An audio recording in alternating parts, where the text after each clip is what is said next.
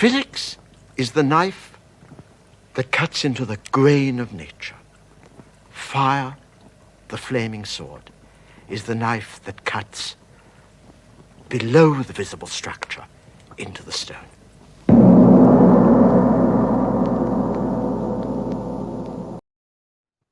Did everyone survive that? Well, what was the first word? The first cut was made by what? Physics? Yeah. Okay. Fire was deeper. Yep.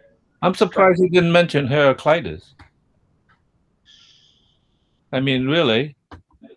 At some point, he did say, you know, he lit a match, and at first it seemed like it might be an atomic bomb, and then it was like just a match, and it was that they discovered the fire, because the Greeks thought fire was one of the four elements, but later science realized it was a process. And I think I kind of have a complaint. I mean, I watched the series when it was a long time ago, and I saw this now. And it's like, I remember the most memorable memory I have of all 13 of the series was in the last one, when he started out at some point, very much in the beginning, reaching into the oven. That was the oven of the at what, Auschwitz. Oh yeah. And he pulled out this handful of dust, and he talked about violence and, you know, and all that. And it's like, look at what it turns into. So he all these series, every one of these series talked about civilization, cutting, building, and all that, and then the, in a way, the synthesis, and at the end, the way he ended it was like, this is the result. I mean, like, I kind of think that he might have, maybe that was a big reveal, so he needed a finale, but it seems to me he needed to push that concept a little bit more from the beginning. I sort of made that slight objection from the beginning when he said the hand motor thing, and I kind of had this thing about disconnecting from nature, you know, and I said the molding was still part of nature, even though you were making. And it's like cutting was like dividing, splitting, and man was very good at splitting. And I don't blame man for doing that, because he's a weak animal, and the technology allowed him to cut and survive. Okay, so the first level is you got to survive, but at some point he even in this series showed the Tower of Babel, and I think he hinted, I can't remember what he said it directly, that, you know, like, man is not able to create this thing.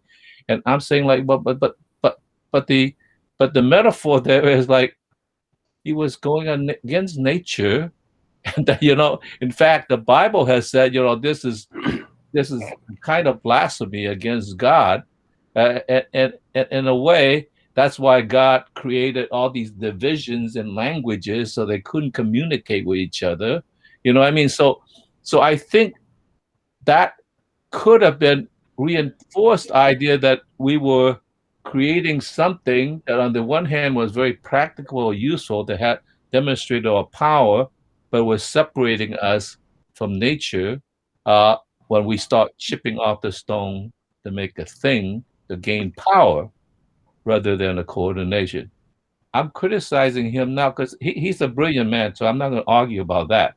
But he seemed to have, at least thus far, missed half of that equation, even though he talked about reflection, but he seemed to be stressing the accomplishments of man looking back at himself. This is a series about man's outward look and his interaction and mingling with physical things. So it's really just a small slice of the human experience. But it turns out that it's an important one, because then we start building the environment that human beings are raised in, and this starts affecting their consciousness. So the way that we are able to manhandle nature and turn it into use values creates the world that we live in. But yeah, but you know, he's really a poet first, and he wrote his dissertation on Blake. You can read his book on Blake, but he can't put everything in the series. It was supposed to be a series only about scientific achievements, like particular scientific achievements that are like paradigm shifts, I think is kind of what it was. And this does, in the later episodes, especially when he talks about power, when people realized that heat power, mechanical power, chemical power, electrical power were all a generic power, and that the what was formerly the vital force, the vis viva inside the self, was also a power. That's what created the Romantic movement. So he does make a thesis that deals with reflective, meditative, spiritual life and this boring kind of toiling in the soil thing, because toiling in the soil is what produced the Romantic breakthrough. It was the idea that subjective energy and outer energy are one generic giant energy, and God was like the final ground of energy. So it's coming up later on, but just not right now.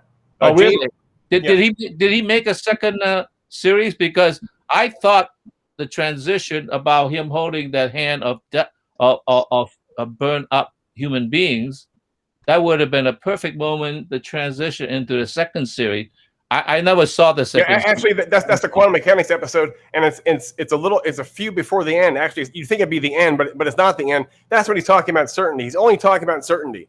So when you believe that your map is the territory, and your map says kill the Jews or the gays or whoever it is that you like, that it's so convenient to blame because people are so like, let's look at Trump, right? Trump blamed blacks and Mexicans and he won. That's how stupid they are. So when your certainty becomes like that and you mechanically start killing people, maybe the problem is not just the human stupidity, but kind of the promotion of the idea of certainty and the end of skepticism. So it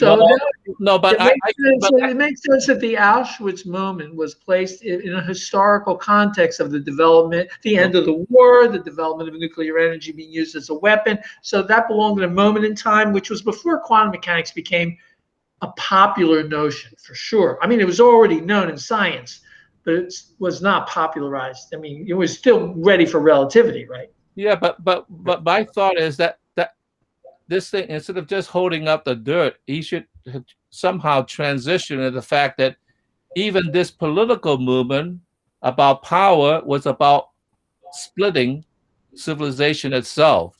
One people from another people, which is the continuation of splitting.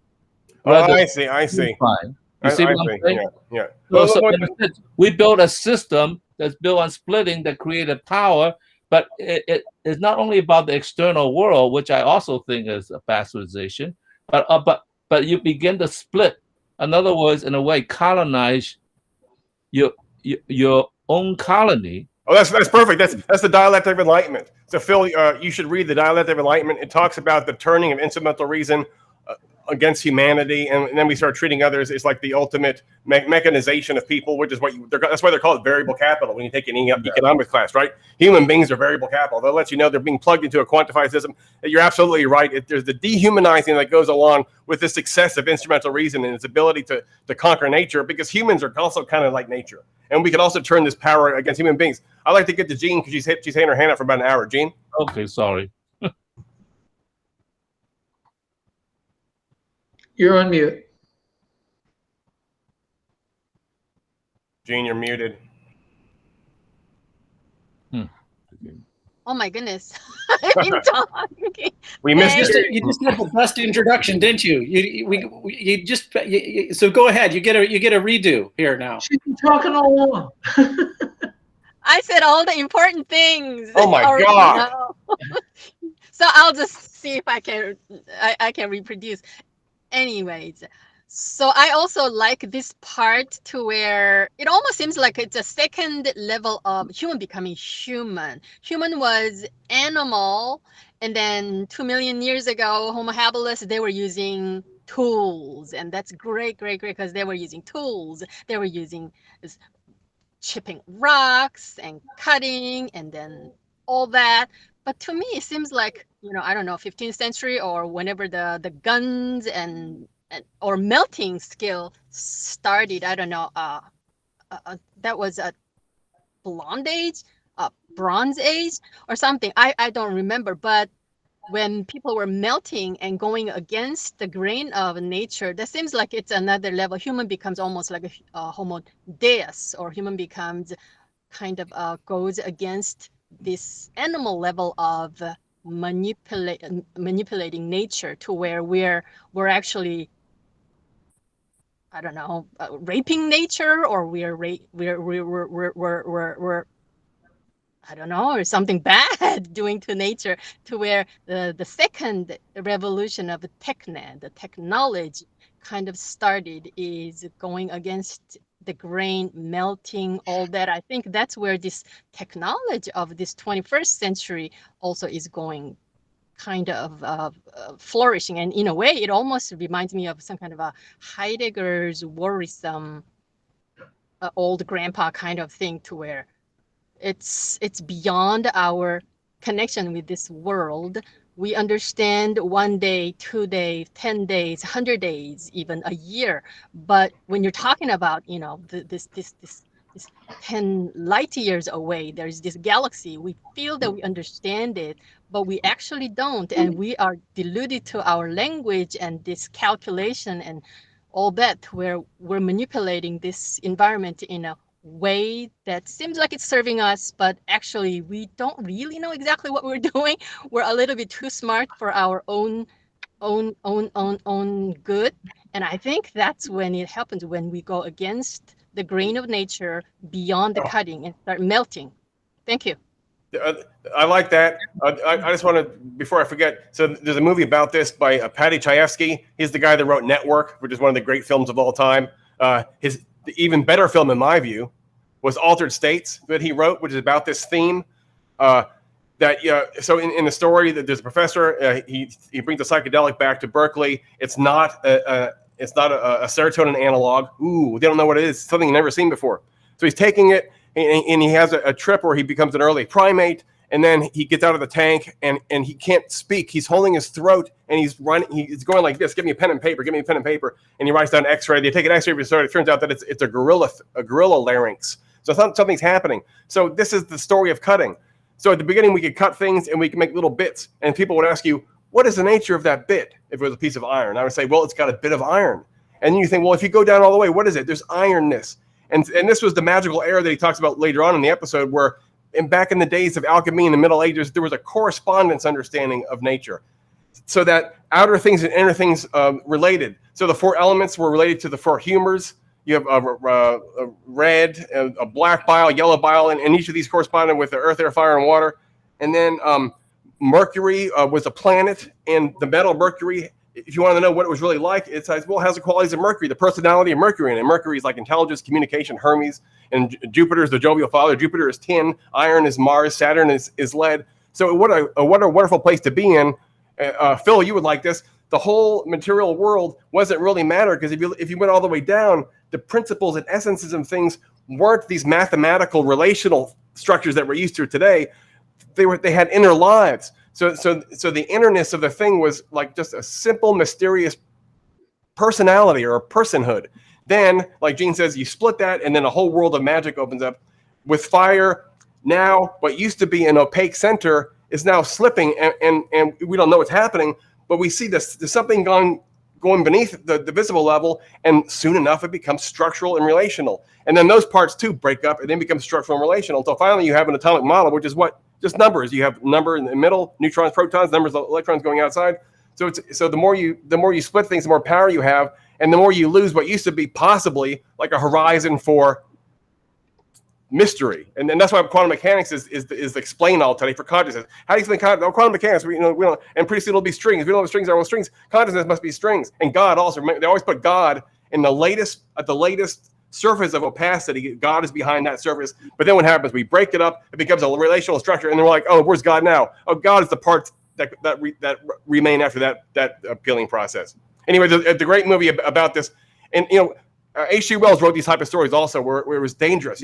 Humanity's going too far. He's digging down too deep. So Prendick and Kemp were these characters in The Invisible Man and The Island of Dr. Moreau, respectively, where he's like, God doesn't want you to dig down and find the secrets of nature, because then now we all know what's going to happen. It's going to be either a nuclear holocaust or it'll be an AI that kills us all. This is the story. Anyway, so here's the next part right here. Let me see. Well, David's got something to say.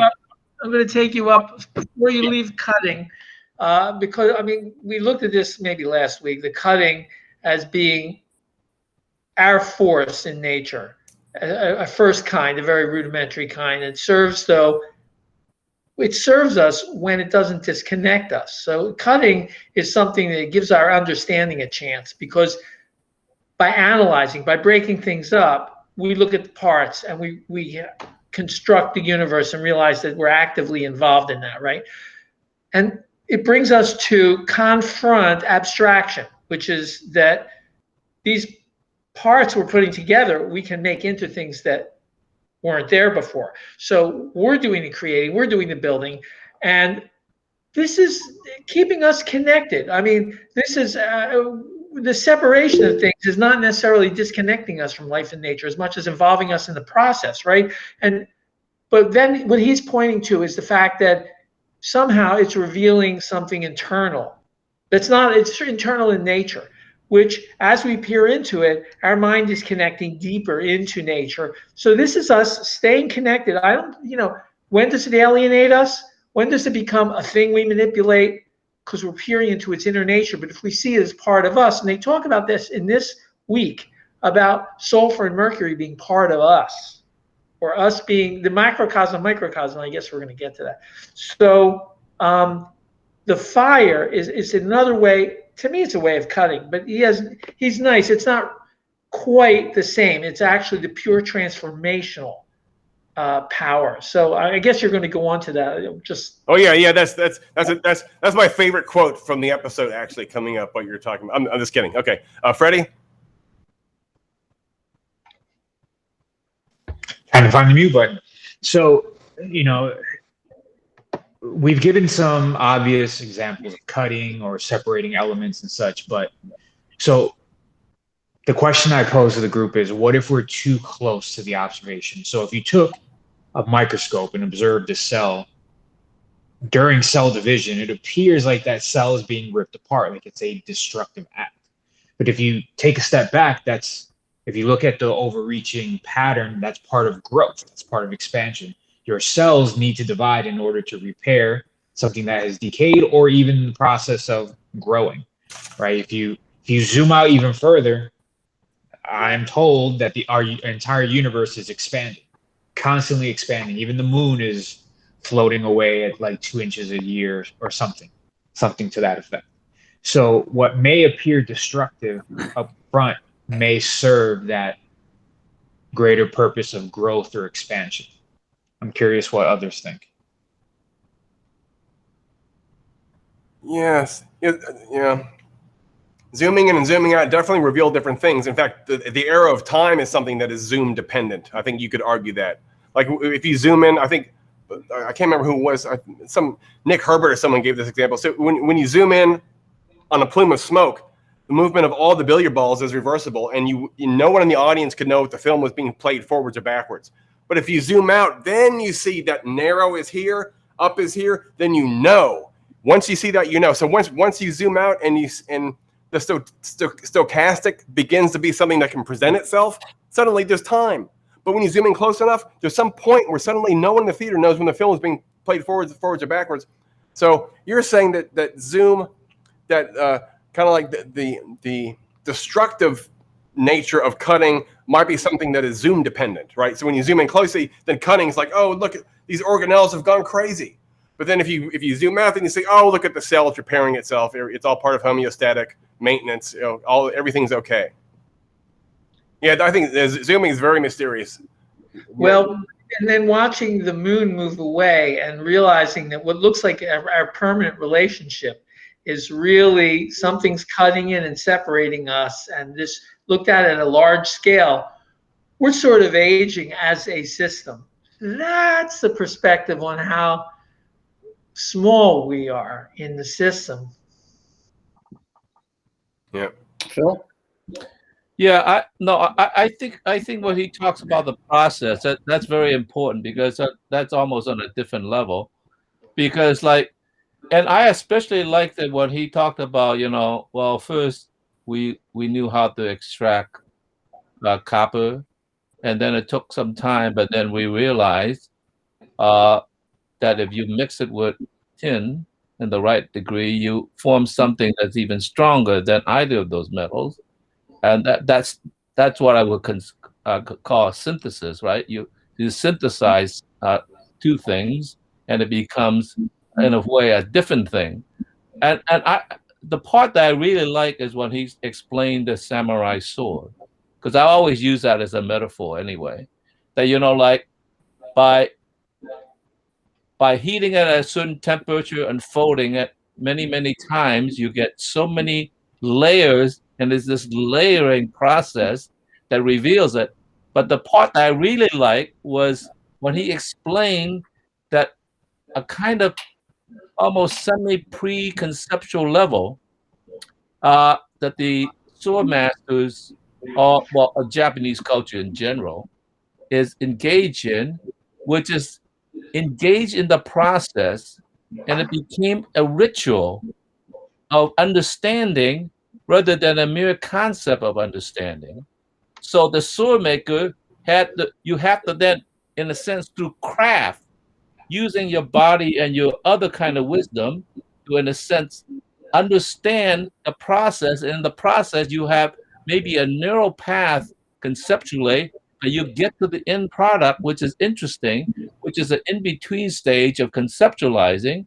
And I wonder whether there is not some wisdom. We think of ritual as being primitive. I don't even respect a ritual in a way, right?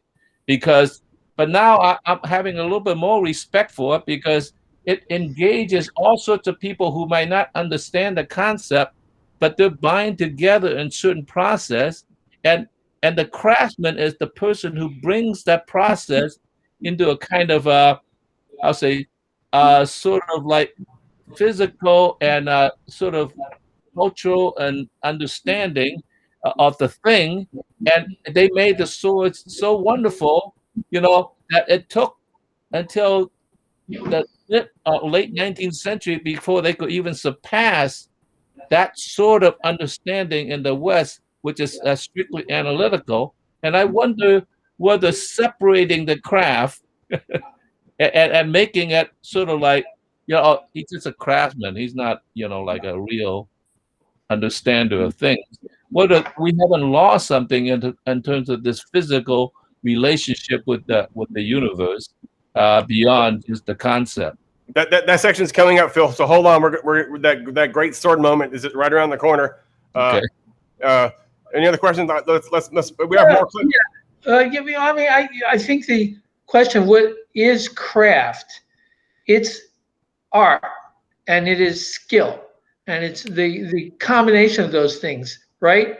It's the highest physical relationship to the process you're doing. So Kunst is the skill over, the mastery over things in the universe, as much as you are capable physically of interacting with the universe. And I think that ritual, I have the opposite. I have a polar view of ritual, that it's necessary, that training and discipline beyond thought are necessary to create thought. And then actually to learn something, you have to do it before you understand it. And that's the only way you can come to understand it. You play an instrument, you play it over until your body has learned what you can't possibly just tell it to do.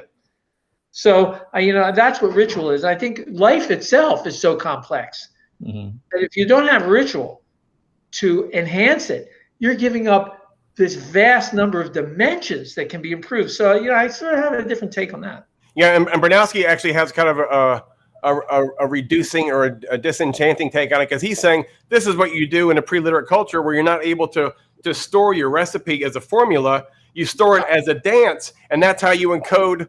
So, like, for example, we would write down 1200 degrees Fahrenheit, but they write down until it is the color of the sun at 6 a.m. I mean, it's really, we think, oh, it's so beautiful, so poetic, but actually for them, it was just a means of, like David was saying, the kinesthetic aspect helps you memorize and muscle memory, so you're training the people in the guild. So there's a training aspect, and the other one's this mundane.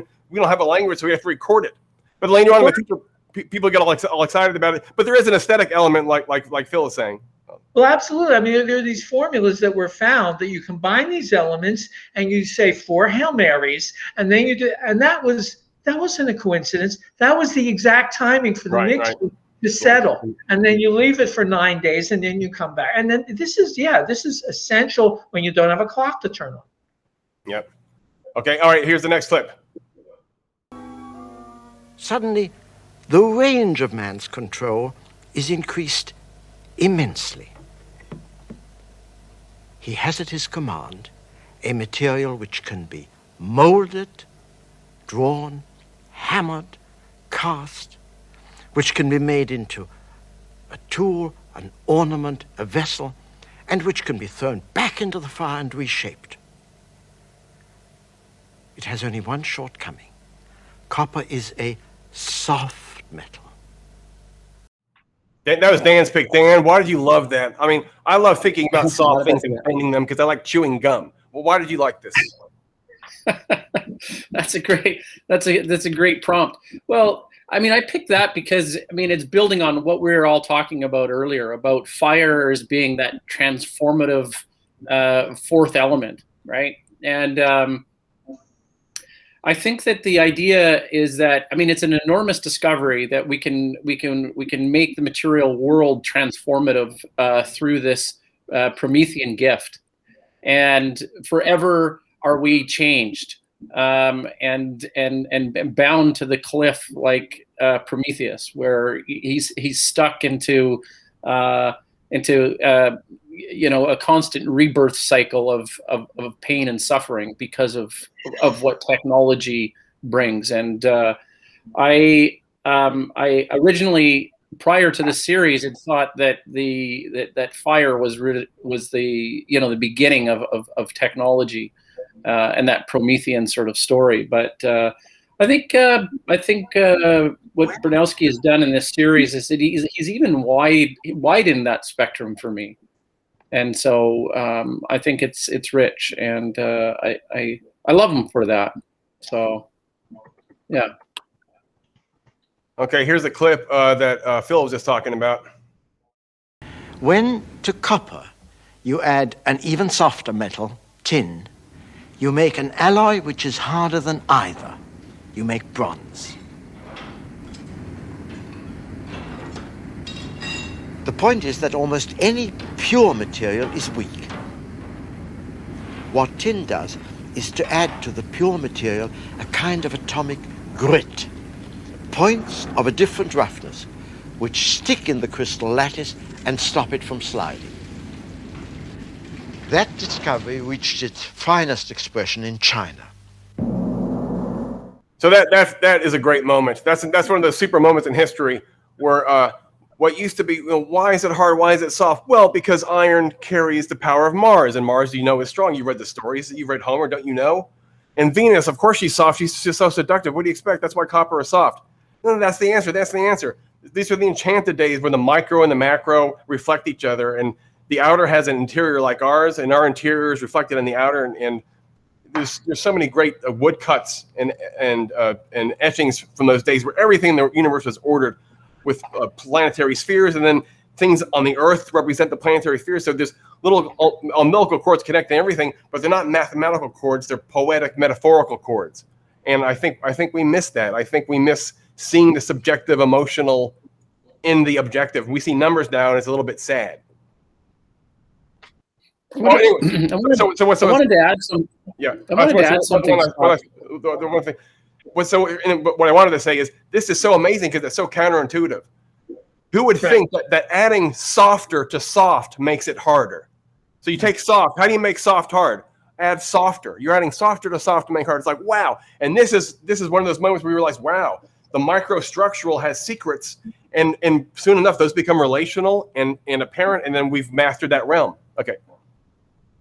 Yeah, I guess the only point that I wanted to make is the information transfer, and we were talking about ritual earlier, and the idea is that like, what do we lose with a ritual versus a scientific sequence, right? And I really like this idea of information theory. Right. So if cultural transmission, if the transmission of the information is the essential, teleology, the only teleology really at play here is to transfer the information for survival. The Homeric epics transferred because it was sing-songy, right? And so that was the only means of information transfer. I think a few episodes ago we were talking about the Neanderthals, about the facial transfer of emotion. And with this idea of information transfer, the birth of culture, and being able to transfer the information through generations, it's how we perpetuate and change and transfer and that information to to the clan. And so the birth of science, so to speak, and the move away from the mystic, or limiting the mystic into smaller and smaller components, is just something that has proven, in my opinion, to be the not just about the information transfer, but the most reliable information transfer for replication, which is a different thing entirely in terms of in terms of information transfer. So I don't know, what does everybody else think about the concept of like transferability and pure information packets?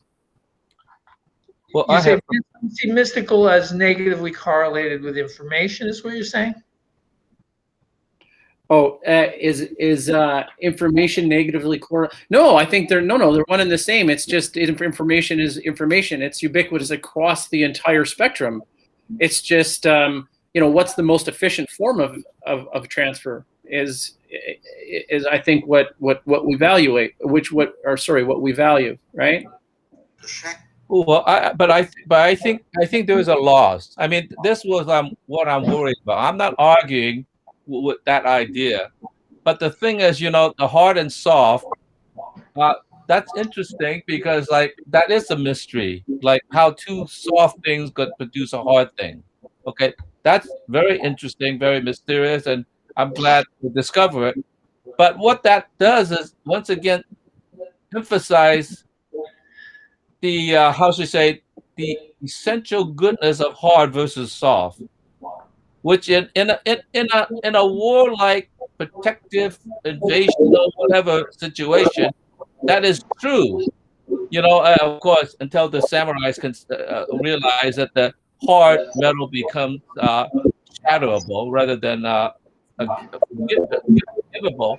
But what is underlying is and I don't want to quite make the claim of sexism, okay, because that's way too early to make that. But nonetheless, it begins to already sublimate, in a sense, the femininity, the softness that binds civilization together by creating a hierarchy that, in a sense, value hardness over softness. And I think we do lose something in terms of the human relationship that's necessary also to knit the tribe together rather than go out there and dominate nature or forge ahead or do whatever.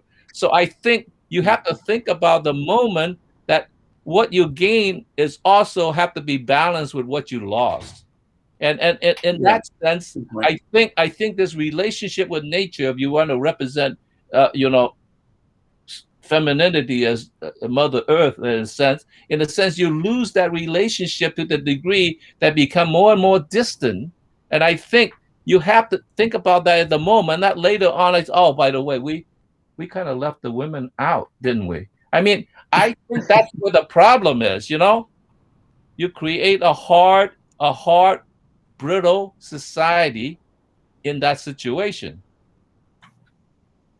Amazing. This is the second plug for Horkheimer and Adorno's Dialectic of Enlightenment. There's a whole chapter on the feminine self, and there are certain types of human relationship that aren't about maximizing profit, exploiting, and managing. And the mothering feminine thing. I mean, it's almost embarrassing to talk about it because the feminine is such a culturally constructed nonsense word. But what they mean is that there's other types of human relationship besides the instrumental. I think that's a good point. And of course, I think you're pointing up an interesting dilemma. And can we speak of them with the words feminine, masculine, without falling into some kind of trap? Maybe, and I really have that problem. But against my own sort of confrontationally learned facts. I think it might, despite Jordan Peterson's disgusting tendency to do it, I think there might actually be a value in allowing ourselves to use those words, even though I didn't even like it when Phil said it. Yet, it might not be such a bad thing to be able to speak in those words. Or come up with something else to help with this dichotomy, because there is a dichotomy. And yeah, it is our culture to call it masculine and feminine. I think we should call it testosterone, because when women get testosterone injections, they become more aggressive. So we can call it just testosterone poisoning. There's testosterone poisoning in the White House. That's how you would say it. Exactly. But then boys got more of that than girls. So it's actually kind of correct to say masculine, because that's what we suffer from. So let us suffer and call it masculine. As Phil said, there's a downside to it if you're not balanced. It's not enough said about that. All right, let me show this. This is not really a clip. I just threw this in because it's so cute. Okay, let's see. Here we go. The Shang bronzes are ceremonial, divine objects. They express for China a monumental worship, which in Europe at that same moment was building Stonehenge. Bronze becomes, from this time onwards, a material for all purposes, the plastic of its age.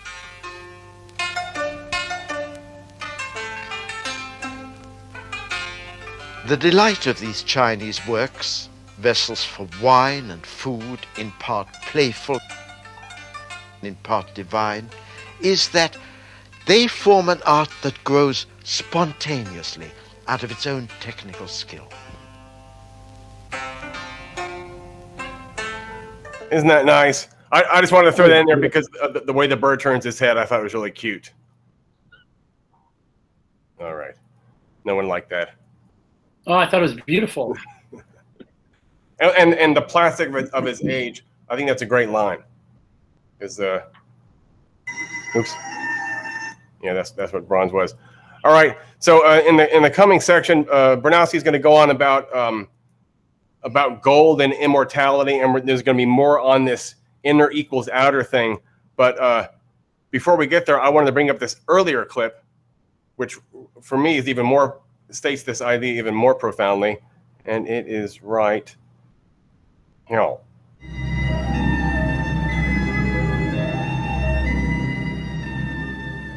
Now the substance of cinnabar is such that the more it is heated, the more exquisite are its sublimations. Cinnabar will become mercury, and passing through a series of other sublimations, it is again turned into cinnabar, and thus it enables man to enjoy eternal life.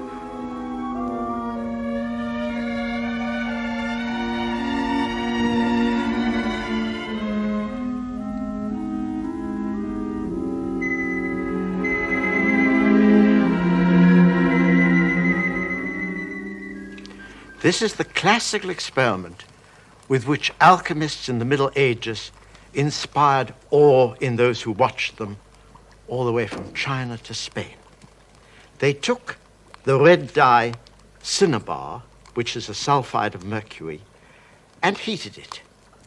The heat drives off the sulfur and leaves behind an exquisite pearl of the mysterious silver liquid metal mercury, to astonish and strike awe into the patron.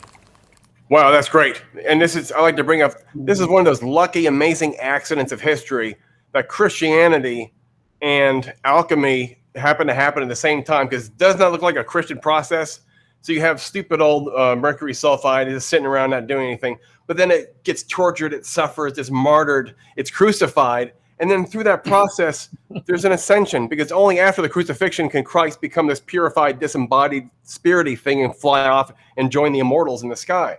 So this was a great time to be a Christian, because a lot of these alchemists, like Jung says, they weren't really doing much chemically. They weren't quantifying jack. What they were doing is watching stuff and using it as kind of like a meditation focus. They would watch these things transform, and they'd say, here's the black phase, the red phase, the white phase. And Jung would say, this is something that we have nothing else but the things outside of us to identify with. That's why the first mythologies were animal mythologies, right? All the animal powers. And so each animal stronger than a human. So gods are these superior speed, strength, fangs, whatever it is, intelligence. The bird, the ibis was intelligent, and then suddenly humans start planting. Then you have all these death resurrection gods like Tammuz, Osiris, Dionysus, Jesus, and so what's happening is people are looking at things happening. Plants die, and then they're gone, and then they come back fresh and new. And they think, is my interior like a plant? Do I have to die to get resurrected in the sky? Is that what happens? Maybe I need to die first. And then now you have this incredible process where you sprinkle red powder on a flame, and then out of it is resurrected this immortal substance, mercury, out of which all things are made. It was like a quintessence practically. Mercury and sulfur were two quintessences. And mercury is the superior one because it's the perduring thing. So it's like the substance it's like metaphysical substance. So you can imagine being a Christian and seeing how the substance is rewarded for going through the fire of suffering and crucifixion and pain. And if you look at all Christian sermons today, they all finally come back to that. The reason Christianity is popular is because it makes pain into a benefit. It makes pain into a gateway to a gain. So if you it's like almost a sacrament. The fire brings you to a sacred place, right? So it does with the gold. Just all that's left is the pure stuff. The dross burns away. I'm glad you described what he said in one sentence.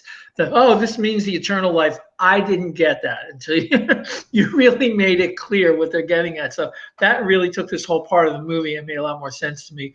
Alchemy, which is Arabic for the blackening or blackness. So they're studying how heat and fire and processes change materials.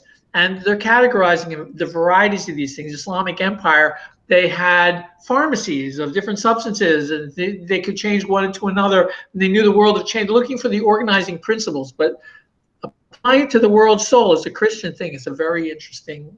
I don't think they thought that way. That's interesting. I also like the way you introduced that idea, but I want to also say something in that regard, in relationship to your connection to the Christian death of Christ that allow us to live the eternal life. I want to contrast that to the Greeks. I mean, even though the Greeks gave a lot to through St. Augustine to the Catholic Church. Remember, Prometheus was also the person who gave, not the person, the God who gave fire to man. So it was a gift. For his gift, Prometheus had to suffer for eternity, right? In other words, he was a Greek hero because he gave his thing to give a gift to man, and he has to suffer forever for that, and which means that he was heroically doing something, not for his own benefit, but for something else. And in that sense, the contrast between eternal life and eternal suffering, it's really an interesting thing, because the Greek thought about the tragic hero, the hero who, because of his flaws, suffer for, I guess, for himself or for whatever his weaknesses are. So that's kind of interesting, because that actually also creates a separation between the Greeks and the Christians. In that sense. And Prometheus is definitely a Satan-like character there. If you read the Talmud, it turns out that Satan, which just means like the prosecuting attorney's witness, he hates his job. He's only doing it because Yahweh forces him to, and he's really rooting for Job the whole time. He's really not a bad guy. So here's Prometheus. What was it? Yahweh said, "This is how the ancient Hebrews explained the lowness of Venus on the horizon." Here's another example of the golden days. In the golden days, things, shapes, and values were related. So, for example, circles were perfect. Therefore, all the planets, which are wandering gods, should be in circular orbits. So even Kepler hated, he wanted to avoid the ellipse as long as he possibly could. And so here's another problem: brightness. Brightness should be related to zenithhood. So does the sun make it to the zenith? Yes, it makes sense. Does the moon occasionally make it to the zenith? Yes, that makes sense. But Venus is number 3, and it never gets above the mountains, barely. Why is it so low? So Lucifer, the story is, well, he was punished. He wanted to be like God. So he was trying to get up to the top. And then Yahweh said, because you tried to usurp the throne, I'm punishing you, and you'll never. So he fell from heaven. And that's why Lucifer, which is the name of Venus, is so low on the horizon. So here's Prometheus. Prometheus made human beings out of clay. Of course he cares about them. He gives them fire. Zeus, which is like the bureaucratic Yahweh in this story, says, don't do that, because then he'll climb up and try to usurp the throne. We need to keep those humans weak. And Prometheus says, no, I love the underdog, and he gave humans fire, and he's being punished forever. It doesn't make any sense. You'd think that it would be a finite punishment, but actually his liver regrows every day, and it's eaten out again. It's just worse. It's worse than Sisyphus. Prometheus is the saddest of all the characters. That's what I now proclaim. All right. Isn't that like many of us hammering our livers every day at the bar? That's a good point. We're only finite, so we can only do it for our finite lives, and then we go to the field of Elysium. Man doesn't suffer like this permanent thing. This is for the gods to suffer, because for us to get fire, it had to come from something greater than us, because in the Greeks, the lesser can't cause the greater. So Prometheus had to give it to the lower creature, the human. Right. All right, well, here finally is the sword thing, and here we go. The making of the sword, like all ancient mythology, is surrounded with ritual. And that's for a clear-cut reason. When you have no written language, when you have no symbolism, when you have nothing that can be called a chemical formula, then you must have a precise ceremonial which fixes the sequence of operations so that they are exact and memorable. Cool.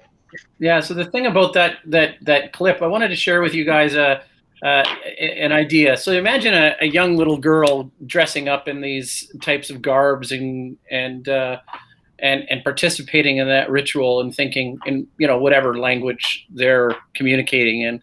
But Mom, why do I have to do that? And she doesn't entirely have the full comprehension of why she would participate in such a thing. Now, the youth have such a blind faith, if we will, trust in their parent and the parental figures.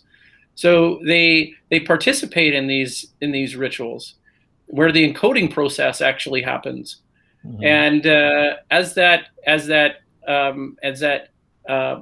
progresses through someone's life, it becomes like what David had said. It's like it's second nature, right? And so the wisdom of the tribe says, heck, this is what we have to do. It may be a subtle form of or a very intentional form of indoctrination, but guys, this is a point in time in history where it's like the survival of our tribe is at stake here, and it's Darwinian in that respect. If we talk about cultural evolution, so that's what I wanted to say about that.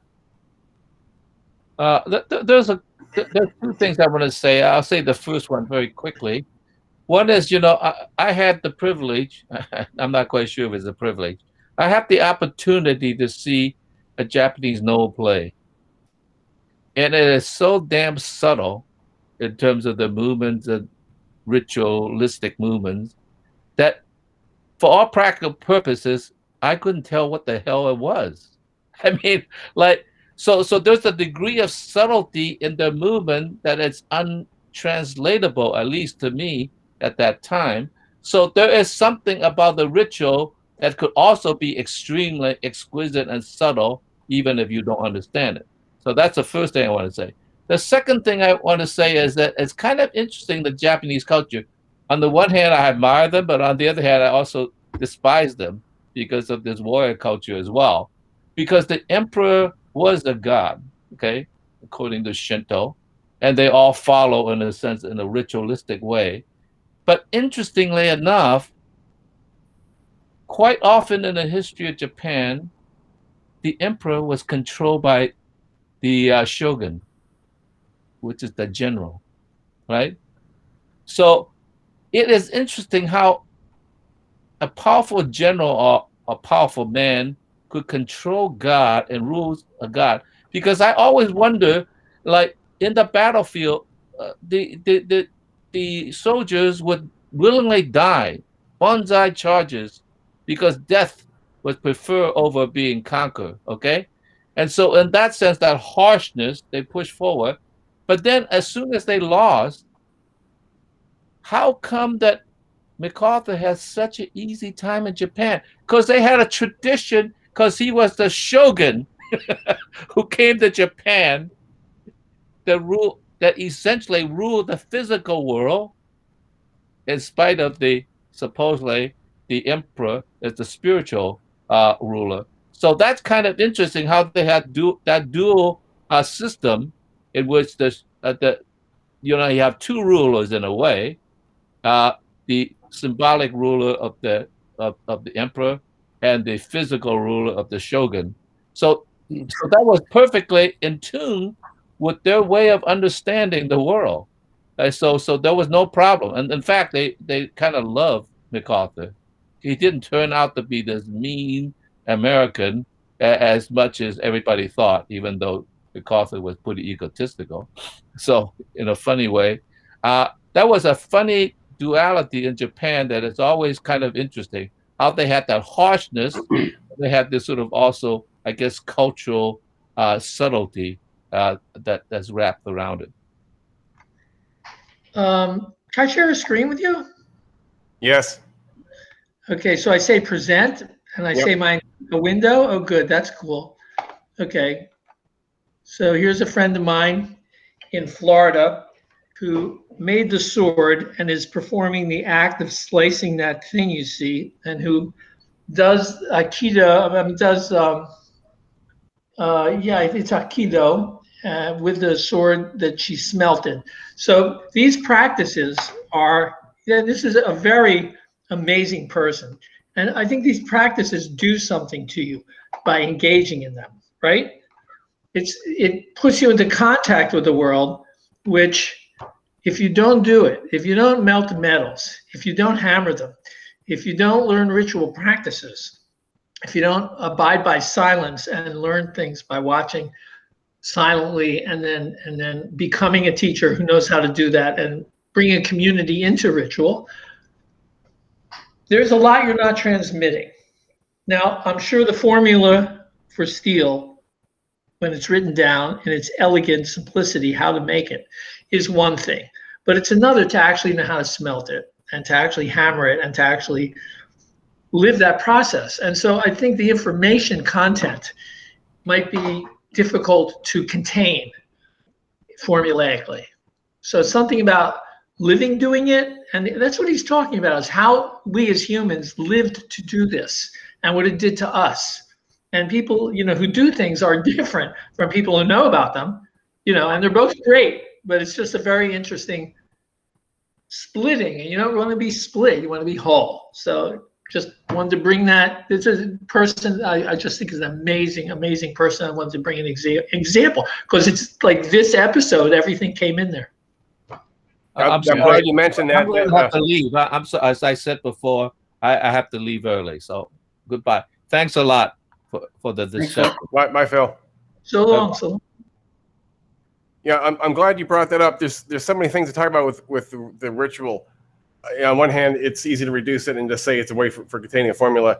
But yeah, Campbell and these other people talk about how, and you mentioned this also, the difference between cognizing something visually and then getting your body involved in it. It's experientially different.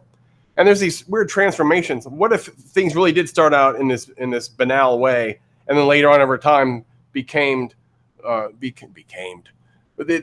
mystified and they changed in a way that was like falsifying, but as a accidental side effect, something beneficial came out of it. So like, let's say originally gods were these just evil beings, and you're just trying to pay them by killing animals. This is what you do. You sacrifice an animal, smoke goes up to Yahweh, and then now you'll win the war, or you'll have more children, or you'll have more money, something like this. So it's an economic exchange.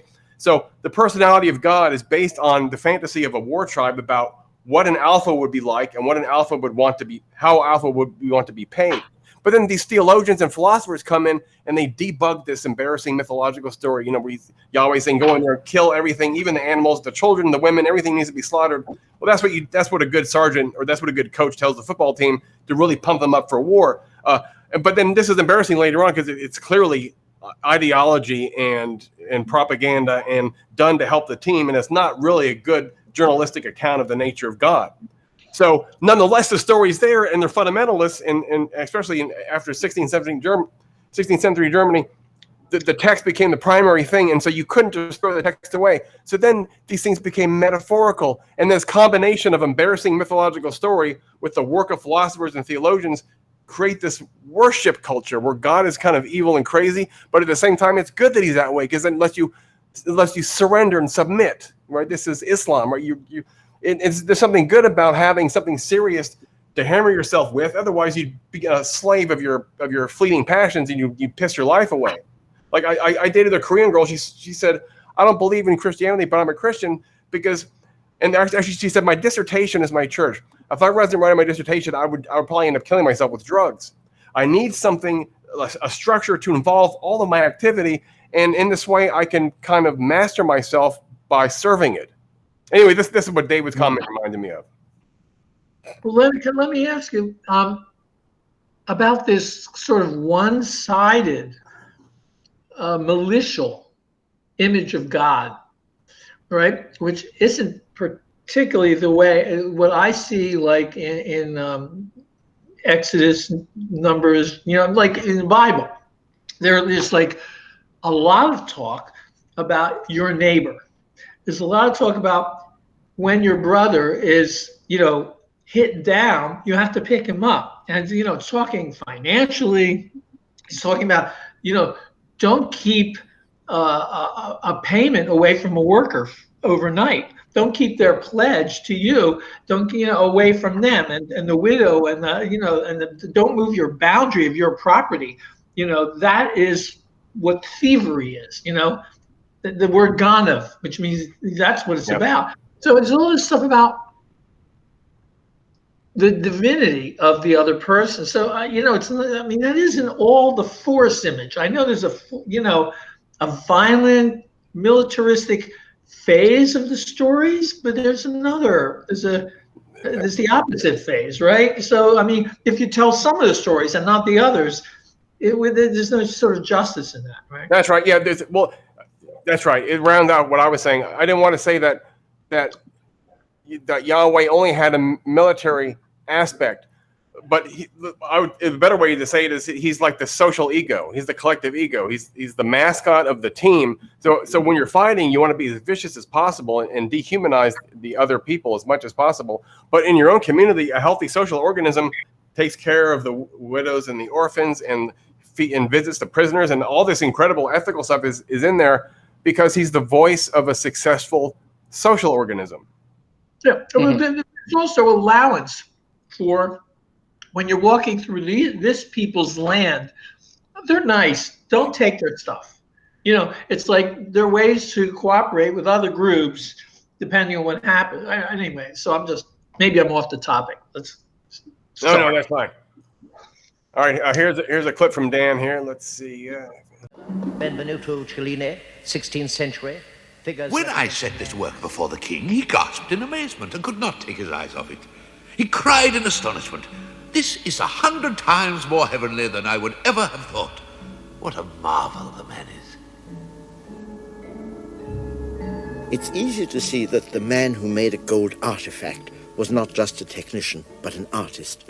But it's equally important and not so easy to recognize that the man who assayed gold was also more than a technician. To him, gold was an element of science. Having a technique is useful, but like every skill, what brings it to life is its place in a general scheme of nature, a theory. Oh, guys, a general scheme of nature, a theory. I thought that for me was the most amazing line in the episode. You know, the birth of a theory, the actual concept of what it is, and I like how Bronowski tied it to the artist. right? Not negating the artist here in the fact that there's a beauty at play. There's an arrangement of sorts.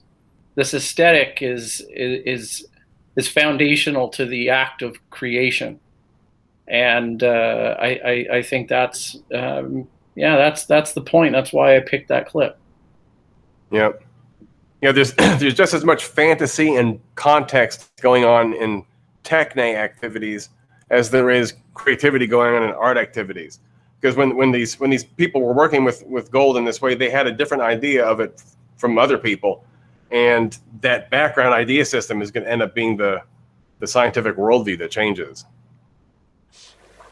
To us, gold is precious because it's scarce. But to the alchemists all over the world, gold was precious because it was incorruptible. No acid or alkali known to those times would attack it. That indeed is how the Empress goldsmiths assayed, or as they would have said, parted it. At a time when life was thought to be brutal, short, dirty, to the alchemists, gold represented the one eternal spark of life in the human body. And their search to transmute base metals into gold and to find the elixir of life are one and the same endeavor. There you go. It's nice to have your soul externalized as a material substance and to examine it. It's very comforting, I think. And gold is solid soul stuff, and I like to have gold. Nothing can change it. You can melt it and recombine it a million times. It's still itself, just like the immortal soul going through all of its transmigratory adventures. And just like suffering pures us of our ego and whatever it is, you know. I mean, it may not be true, but after the fact of suffering, we do kind of pat ourselves on the back and say, because of that painful experience, I've grown in some way. I've improved myself in some way. There's something going on. There's this metaphor of the thing that improves through pain is there. It's something that it's a thing. It's a thing. Well, yeah, there's a unity, and we want to be the unity that's left after all that. That's true, and we're certainly smarter about something when we've gone through this suffering. Hopefully it has a value, right? Otherwise, that would be hard to explain, a little too absurd to absorb. It didn't teach me something. And I know from some cases of suffering that I have learned. And the ones I haven't learned from, I feel that I haven't done them justice yet. I haven't really absorbed them. And the other thing is that we learn by confronting contradiction. The fact that it's paradoxical that you put a soft metal in to make something hard is our invitation to why, and to now we know, or at least to discover the process even without the understanding. It's an invitation to a new kind of knowledge. And in this case, you know, we now understand concretely, you know, full explanation. But right, confronting anyone who holds the opposite opinion is your opportunity. You know, so those are all open doors. And pain and contradiction, they're the same thing. Pain is the physical expression of what contradiction is a logical expression of. They're the same thing. My body should not be cut like this. Ow! You know, you should not be punching me into my rib. This is a contradiction to my existing. The logical and the physical. No pain, no gain. I love him. There you go. Isn't suffering such a enticing metaphor for loss? So, for example, we're talking about in alchemy and transmuting gold, like purifying, right? You put it through the fire, it purifies it, it loses its corruptive elements. I mean, if you think back to times and everyone has suffered severely at one point or another, didn't you always feel like such a profound sense of loss, something falling away? and not that you enjoyed the experience, but you always felt something was stripped away from you. And that stripping away was just so torturous.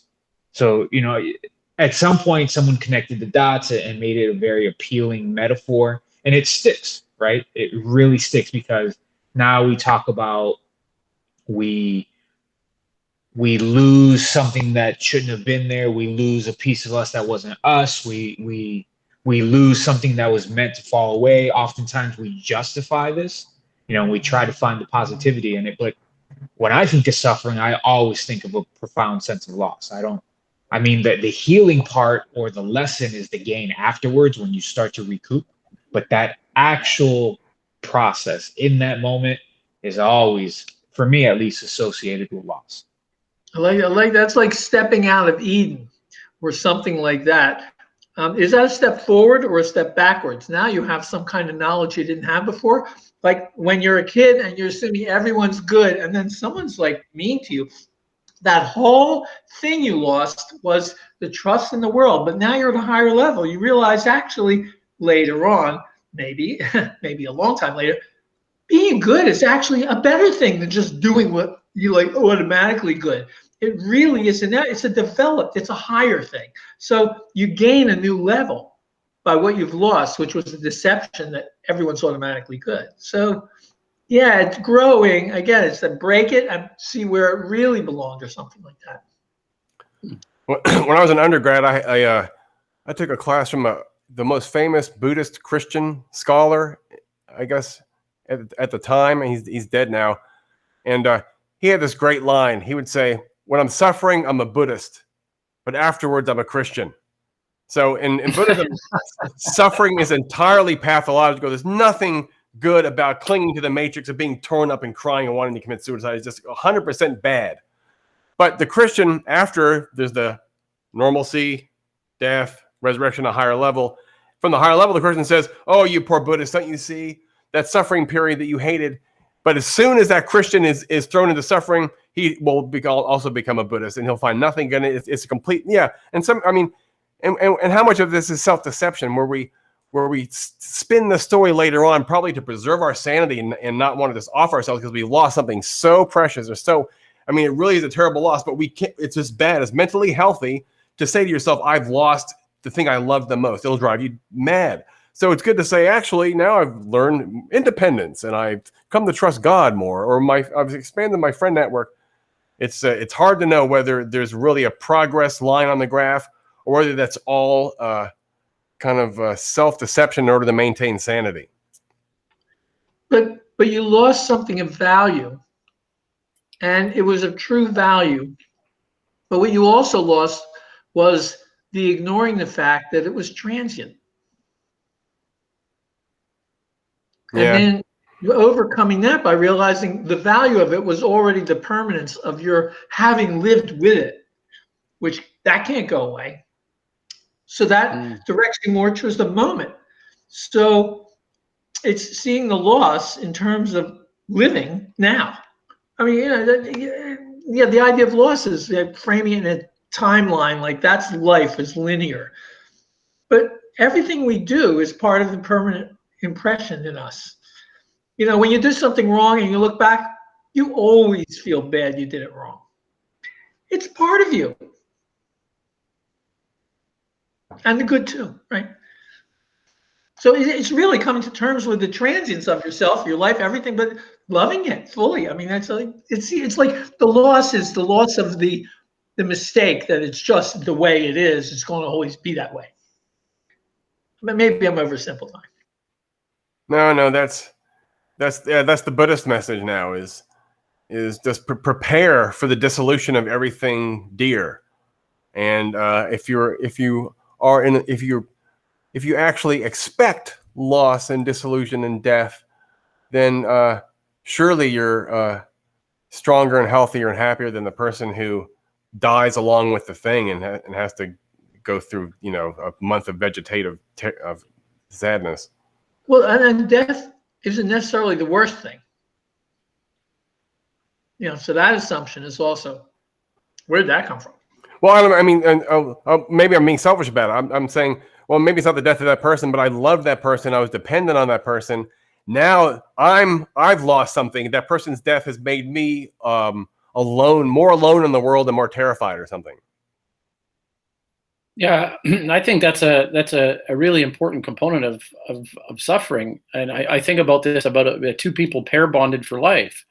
And you think, the first one to disappear, to die, right? This first one to pass away, they don't suffer. This is this concept and the wisdom behind antinatalism, right? It's like, of course you're not going to feel anything in death, but for the person that's physically dependent on you, maybe it's even a manifestation of what we were referring to, the same effect as ritual, right? Well, I become habituated to my life partner, somebody that I emotionally, spiritually, whatever that means, become dependent on that particular person. And, you're going to suffer worlds of suffering, with the being the person that loses their other. Right. If you're fortunate enough to pair bond in that particular way. Right. So, right, yeah, I think that's, or a child, for example, you've heard about the unnatural, ordered arrangement of a loss of a child to happen, or the extreme suffering of a child. Right. I mean, it's just not natural. A whole different type of suffering. Right. Right. Those are really hard. So I don't know who confronts those and prepares for those. The preparation for your own partner's death and things like that, or your own death, is something that is, I think, recognized in Western religion as something that has to be practiced. The confrontation of your own death. So in my tradition is Jewish, so it's the Yom Kippur. It's basically the day you practice dying. You renounce your body. You don't put anything in it. There's no food. There's no water. There's nothing. And you come and you let this spirit, the soul part, be where you are. And you time kind of stretches and bends around. And it's like, were you done with everything you were going to do? And by the way, these are the words you'll say when you're on your deathbed. So you hear them over and over and over, and you're preparing because that's exactly what you're going to hear and say. And then when my mother died, those are exactly the words I said because I happened to be lucky to be in her presence. And we, and it's like, okay. And it doesn't soften the blow, but it fits it into the puzzle that it might make sense. So ritualizing it, I didn't know it meant that until I got to be 50 and I thought, oh shit, that's what's going on. So, and she died oh, I get it. So I was like, ritual. But so there is, even though ritual is just invented by man for man, there is value. So for example, in practicing your death periodically, it's kind of grim, right? But maybe it's just a forceful check. It's like, you just said it earlier. Were you done with everything you needed to do? Because as humans, we are creatures of habit, and it's very easy to become complacent. It's very easy to keep kicking the can down the road on important things because I don't have time or that's not convenient. But if you were to die tonight, would you regret kicking that can down the road? Would you regret taking care of that issue or whatever? So, rituals exist for a reason. It's not like we're just bored and we're like, what, we need a ritual, right? Because we do continue rituals even in this day and age of information technology and TV and Zoom and Google Meet chats, right? They're almost like a social cement to try to embed some kind of insight that was stilled a long time ago. Yeah, Freddie, that's what I'm saying is that I did this 50 times before it actually made sense to me what was going on. And I got the lesson. It finally went in. And it's, you're always told, think of today like the last day of your life. That is not easy. That is not, you can think of it for a couple seconds, 10 minutes. No, live it the whole day. Wear a piece of cloth that's nothing It's just you and your body going, that's it. And there's nothing you can do. And if you lost everything, what would it really be? And everyone around you is like dead. And that's all it is. So, it helps to you do it with a bunch of people. You can do it anywhere. You do it, you go in the forest alone, or you do it with a bunch of people. How do you take it seriously? You can't. But if you practice it, it's sort of, you start to feel, whoa, this is what would happen. I can't stand up anymore. It's all like, what am I going to make it to the end? No. I didn't say I'm sorry to so-and-so. Oh, so-and-so's dead already this year. Oh, they're just sitting there for 24 hours, 25 hours. It's like, you start to have to think about it. So rituals force you into a shape, an asana, right? And, after a while, your body can do that. And then you can actually, you're in that pose. You're doing that. You're really there. So yeah, ritual brings you just like practicing music, I said before. Now I'm here when I do this. I really occupy this arpeggio. Thank goodness. I mean, I could do it a different way. I can express the love of this moment, whatever, something. So it's like remarkable. That's a ritual. He's not talking about ritual for that, but using ritual for technical cultural purposes, which is right. That's what it is, a transmission of information. Can you hear me? Yes. Hi, I came in late because Thursdays my son comes over with dinner and we, so sorry about that, but that's been our ritual on Thursdays for many years. So anyway, what David you're saying just now almost sounds like kind of trying to reach nirvanic experience a little bit. I don't know. It just sounds Zen-like, the kind of state of being that you're describing to me. Anyway. Maybe doing something ritually is important because the whole culture has respected it. I'll bring up something that I think might really add to this conversation. Is that there's a way of thinking with Stoic sensibility that will imagine an adverse situation in the past. So if you think of something's going to happen, how would I deal with it? Maybe we were talking about death, for example. So, you might say, well, my mother, what would happen if my mother would die? How would I handle that? Or if I found out that I would have cancer or something like this. We've all had these kind of, these imaginings. So the idea is that from a Stoic sensibility standpoint, is you imagine, you kind of envision yourself, how would you handle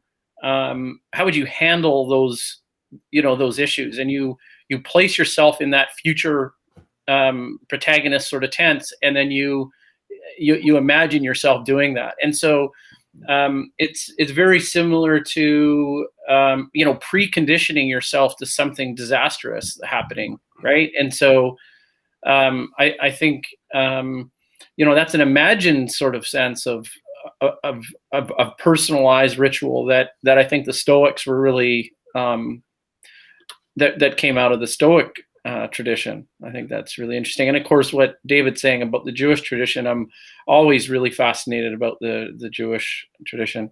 One thing, David, I wanted to point out is this unique one about an Orthodox Jewish person that would, a female that would shave their head because they're scared that somebody from the warring tribe would descend in from the mountains and rape her, not only her, but other women in the tribe. And, still to this day, I guess, to protect against, tribal purity and bloodlines, we shave their heads so that they're not, projected as beautiful to the, other people in society. And then I think that the nature of that ritual is completely different now, especially if it's something that their community or the Jewish community is endorsing, because the only value, as far as I could see, is that, we'll continue to do this out of acknowledgement of our history, but there's obviously no real threat of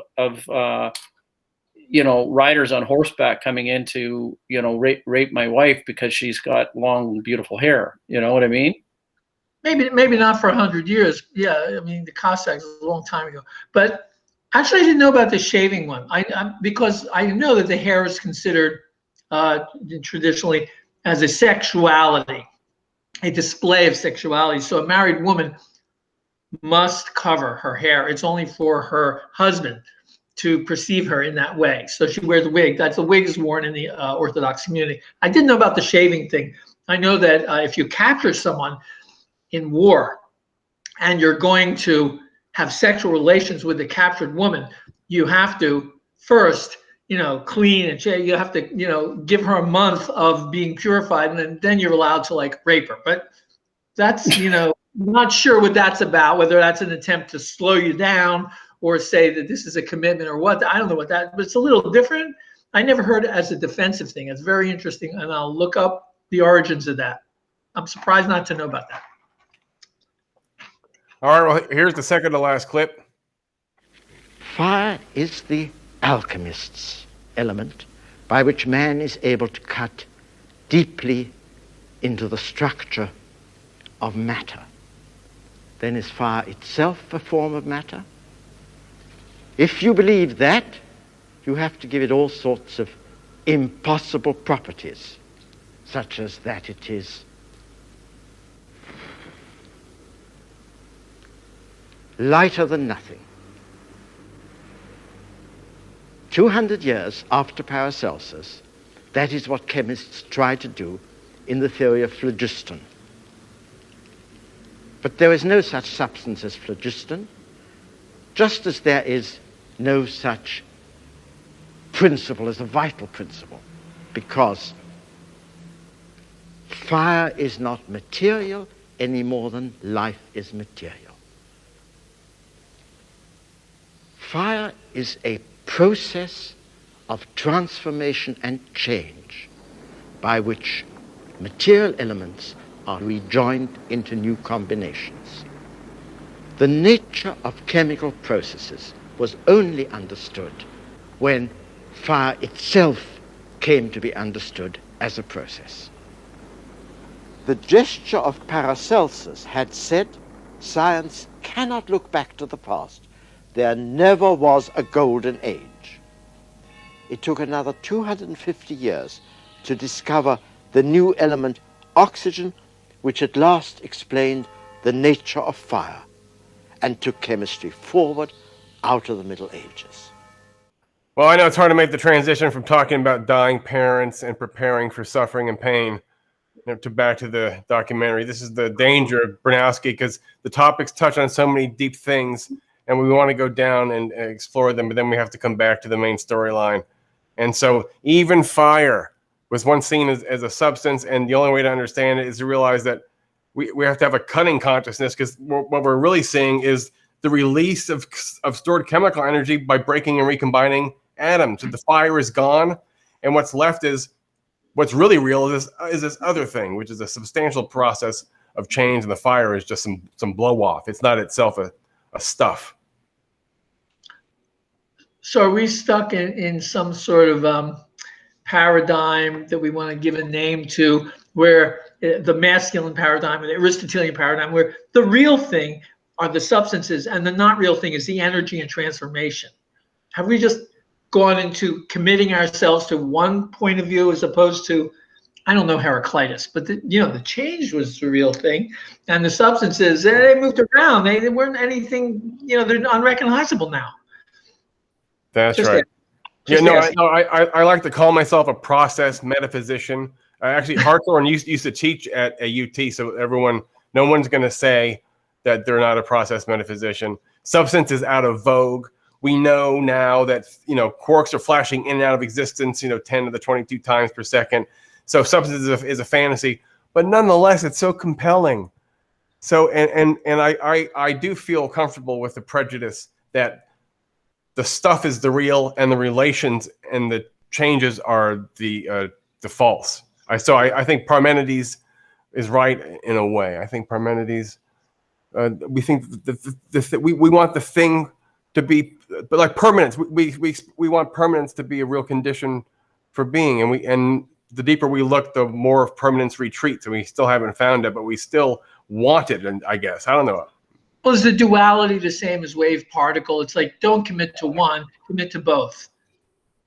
You have to I use like that. both. Committing to both. Yeah, yeah. Well, this concept of elan vital or the spirit or essentialism, I like this idea. We were earlier talking about Martin Heidegger earlier today, and we're all familiar with his metaphysics of Dasein and the process of what the man is, right? And so the idea here, I think, is that you can have an argument where somebody says, "Oh, come on, I'm more than just a bunch of skin cells and atoms and like molecules of put together or whatever, this type of thing," right? And so I grant Scott's statement that the transitory nature of the self is completely false, but yet we are experiencing it. We have an ability to to document it, to bear witness to this transitory sort of state. And so I think it does make sense to us because this is what's real to us now. Maybe not in 1,000 years, I don't know, but I don't know. We can share that experience, I suppose. Well, I think that the value of process thought, right? The process part of it. Right. So we're looking at this moment in history that Bronowski, whatever, that he's focusing on. They're willing. We have to give our heart to him. Like we were alchemists for a while. Now we'll take this point of view that substance is the real thing and fire is just the transformative power. And that point of view gives us the superpowers for the next 2-3 centuries. So it's a worthwhile point of view. I'm not dismissing it. We'll say we'll develop it and flower in its full capacity. Not that it's the only thing. Maybe that's the female flower and the male flower is the other thing. We'll take both. Let's take fire as nothing material and substantial, just process and recombination. It's a brilliant paradigm. It's so easy to pour our minds into that and to learn. And I like the idea that Paracelsus burns Avicenna, because he's the one, he puts the book in the fire and transforms it, because this is not the only way to look at things. We're going to do things in our science. So, he didn't destroy the matter of the book. He just transformed the matter of the book. It's still there. We're going to read it in and out, but it's in a different form now. We may have to recombine it later to look at process physics, which who can understand that? Maybe that's what Schrodinger's equation really is. It's not a moment in time, it's a process. So help me with that. And so you say, and that's my defense, Your Honor, for burning the book. Exactly. Right. So it's all right. The process is going to be 7 years in jail. It was art. To burn that book was an act of art. Yeah, well, there you go. We should pay. The state should pay you. What? Socrates? What? Let me interrupt. I don't know. I've actually seen some of you guys before in a couple of these kinds of meetups. I'm on vacation, I'm hanging in a hammock in the middle of pretty much nowhere, but I happen to have a connection. I read a couple of papers recently on the subject of processual biology, or the process philosophy of biology. So the turn that physics took about 100 years ago in terms of understanding process over substance is now gaining momentum in biology as well, as we begin to look more and more at the reality of process in life over substance. And so I found that an interesting comment. I would throw it out there. There's a number of good papers written on the subject, and you might find it interesting. I've been finding it compelling. It's a much easier thing for me to understand intuitively, to think that I certainly recognize, for example, that my body is far younger than I am in every component. Far younger. And that my substance has changed dramatically over the years. I was an infant. I'm not an infant. I was an adolescent. I was at one point an egg. I've been all of these things. And even elements of my teeth, the cells have all changed over time. And so However, the process that is me, I think there was a physicist, was his name Varela, Francesco Varela, who said life is a thing, life is a process that matter passes through. No. Matter is something that life, the process, passes through. I thought perhaps that would be interesting in this context. That's brilliant. I like that. That's really good. Some of our structures neurally, I believe, read, don't change, and yet, like you're saying, atom by atom, things may be replaced, but actually, some of the structure, which is entailed in our self-awareness, actually may, according to what I read, stay there from the beginning. So this kind of unification of what we have as apperception is really represented in some formal way in what we are, as everything about us physically, some of it, I mean, if you look at what we're made out of, yes, we're younger than we are, but we're also made out of matter that came out of stars a couple billion years ago. So there's the other framework of that. So it's like, do you look at, when you say it's process biology, are you saying we can look at the purposiveness of how we mature and grow, that aging is a matter of becoming something, and that there's a, look at it that way as a purposive sort of ends? I would not suggest that I am in any sense an expert on this subject, having read a couple of papers on it. But it is interesting in that, for instance, they are looking at it in terms of, well, what would that mean for evolution? And it's not a question of structure versus process as much as it's a question of structure and process versus substance. The Aristotelian notion that substance is what is a first principle. In this case, they're saying the first principle really is process. And matter is simply something that's put into the service of process over time. Structure's a little different, right? Structure is patterned and can easily be a component of process, in its temporal element. So I find it interesting, and they go into and discuss, well, what does that mean when you think of this in terms of things like evolution? Do processes evolve? How would we think of that? Well, frankly, individuals don't evolve. Substance doesn't evolve. Evolution is a thing that happens over a long course of time, but to no individual element, no individual substance ever evolves. Do you know what I mean? Only the legacy, only the species evolves. There's like a species process that encapsulates the process of each of the living elements within it. At any rate, it's an interesting discussion. I won't want to belabor the point or derail the conversation, but I thought you might find it interesting. If you Google processual biology, processual, there's some interesting videos on it. There's some excellent papers. The Santa Fe Institute on Complexity has been doing some good work recently. Well, I've become addicted to their publications. Yeah. They're just awesome things. So I just thought I would add that. Have you guys, Scott or David, have you spent much time with Santa Fe? I've taken a couple courses there. I'd recommend they're really good. A fractal course and a complexity course from Santa Fe. And they actually have an open call for papers and for submittals on projects related to complexity and complex systems. So they're really interesting. I would love to have seen what Bronowski would have said of them, because they recently published a compendium of papers about history.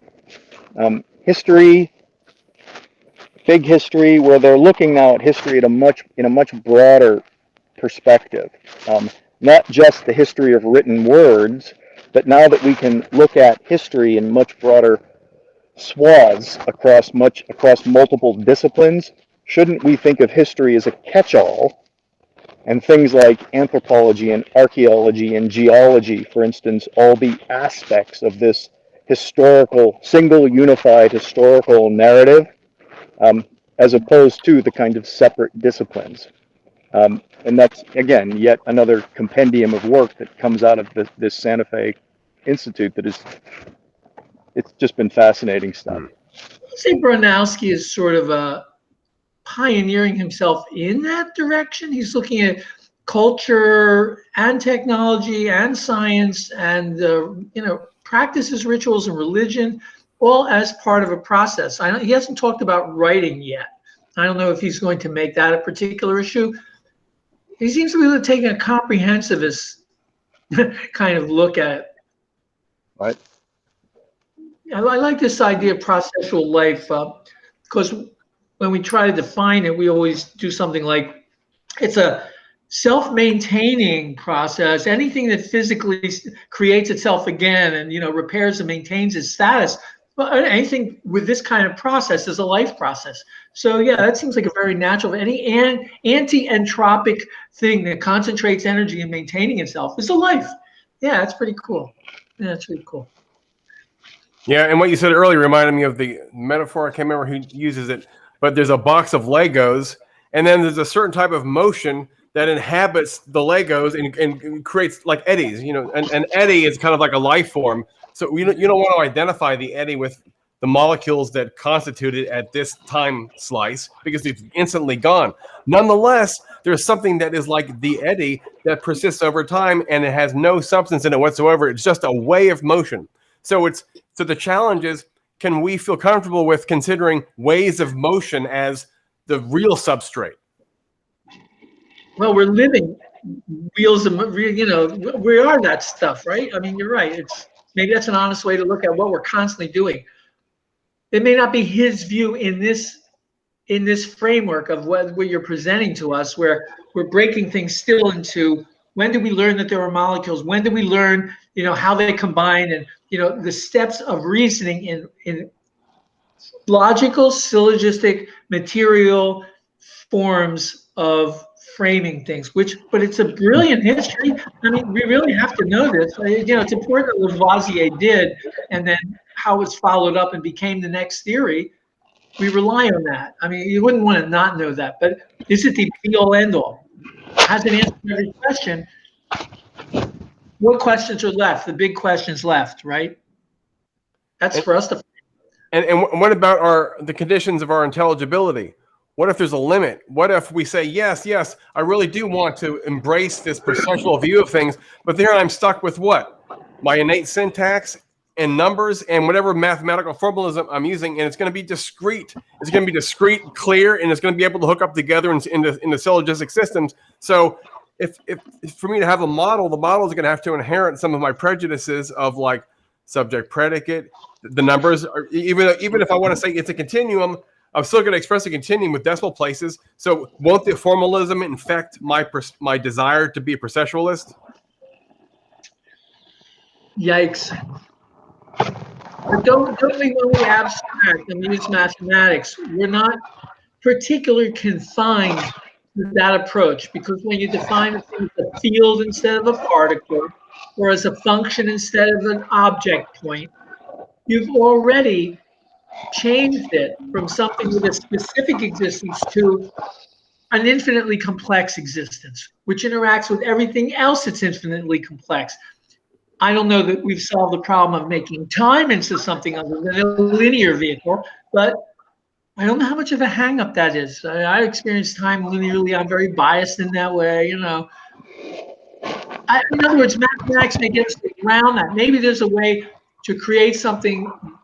Well, we've already taken time out of the mere linear by including space in it, right? So we're playing with that. And conceptually, we can maybe abstractly represent things that are not restricted. Good point. I don't know. Or else we need poetry. Yeah, and there's something else. I bring this up all the time, but I forget the source. There's this other thing that wants to say that physics is a subset of biology. That biological law is the real ground or basement of reality.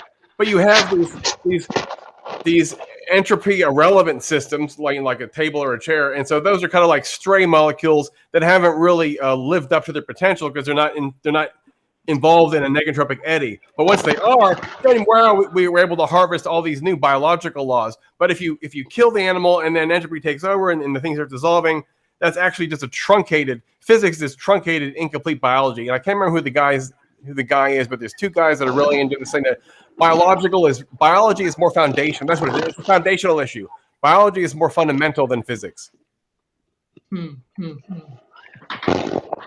All right, here's the last clip.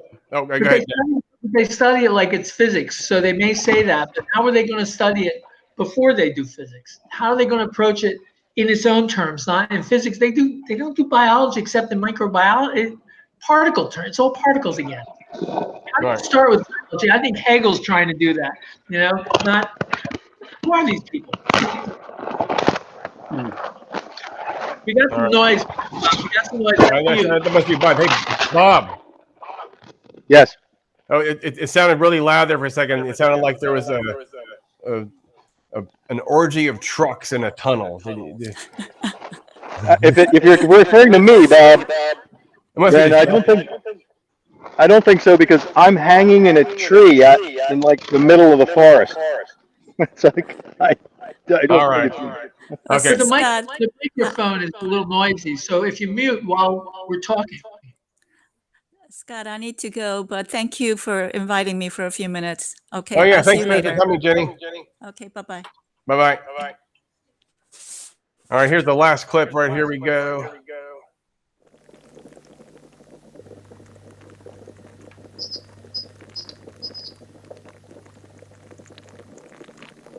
Now turn the process into reverse. Take the mercuric oxide that has been made, heat it vigorously, and expel the oxygen from it again. Mercury is left behind, oxygen flows into the vessel, and the crucial question is, how much? Exactly the amount that was taken up before. Suddenly the process is a material one. Essences, principles, phlogiston have disappeared. Two concrete elements have really been put together and taken apart. There it is. That's the climax of the episode. Principles and essences, all this stuff that was opaque but relatable is given way to, well, now just relations in discrete quantities that you can measure. So that's a breakthrough. What a great breakthrough that was. Now the occult realm of the chemical is no longer about these alchemical figures dying and phoenixes rising out of this stuff. It's just balls moving around and rearranging. So our edifice of knowledge starts to fill in, and it's beautiful. I think that's it's, you know, what an accomplishment for a species to achieve. That's right. Yeah, we're modeling things that we can't see. That's why these guys were such heroes. They were doing experiments that led to results that led to models that were super simple, but we can never access them. And there's other issues, this quality quantity thing. How is it that these quantity differences become, in our zoomed out perspective, so quality like? Yeah, good question. I like that we didn't highlight that clip there, but there was the idea of encapsulating the mouse in the container and then putting oxygen into that. Like, just I love the exercise of actually thinking what it would be like without the knowledge that we have. I mean, I have imagine not having a clue what oxygen is, but being burdened with the question of there's something going on there, right? Well, they knew there was something good about dephlogisticated air. That's what they would say. I'm just kidding. Yeah, David. Yeah, it's about fire. How can there be fire? And it's, you know, you need something for there to be fire. What is it you need? And when you separate that thing out, you've got the magic thing that's fire. Oxygen is fire, ready to go. Because once it's with something, it's just a super reactive thing, right? So it's like demystifying where the fire was hiding, because there was no material for fire until you had this air, this form of air that had been separated out that could do everything. And plus, you breathe it, which is totally bizarre. But then that's like mystical. So, you know, they didn't have the atomic theory yet, but they definitely knew these substances. I don't know how he knew that it was purified and how he did that. This is like chemistry mystery. This is the mystique of chemistry. You're, you know, like Scott was saying, isn't it amazing? We just combine these slightly differently. It's an unrecognizably different substance. Once you combine three things, your mind can't keep track of it anymore. It's like, you know, two of these and one of these, and it's water. How'd that happen? It used to be this flaming, you know, exploding substance. That's right. What the hell was that? So it's so complex, even the simplest thing. It's amazing we get our hands on anything. Turns out we get our hands on it because these nerds consistently did these things over and over, and they got the same number for certain things. They got the same weight over and over. It's like miraculous that we could discover the same number twice, you know. So yeah, they had to be really persistent and dogged, and you know, then they had all these theories we don't hear about that they probably liked better. That's right. But these are the ones that got left, you know, because it panned out. Yeah, I think that's fascinating. I really wish that we had a TV viewer into their mind so that we could see what these other bizarre thoughts were, because I tend to believe that is exactly true, that they were juggling a whole wide variety of ideas, and their experimental processes some of them led to success, others led nowhere, and so, you know, we have what we have. But I suspect it was far more bizarre than we would credit today. I mean, today we tend to think, oh, that theory that it was all done by elves, you know, overnight was never taken seriously. Oh no, it probably was. It probably was taken very seriously by the very people that we now herald as early scientific geniuses. I suspect that the making of the sausage was far more bizarre than we would ever consider possible today. Yeah, I don't know that we'd watch the movie. I mean, we're so impatient for the next answer. We don't want to know that Newton thought there were little things going back and forth to make gravity. We don't want to know this crazy. Who reads late Newton? Nobody reads that stuff, right? Well, wait a minute here. You know, it's so funny. Let's fast forward 400 years into the future and say that it was actually Bob that discovered something. Hey, we've got the visual movie theater right here. Bob, they say this guy, Bob, he spelled his name backwards. He used to hang in the trees and, you know, go on vacations in weird places and everything. But this was the guy that discovered process biology, or at least put that new epiphany on the spin that led to X, Y, and Z. Here's the movie theater right here. As Bob said, it's totally implausible. Bob probably didn't know it at the time. Yeah, he had no idea. Yeah, he had no idea. He's credited. He was completely clueless even then. Yeah.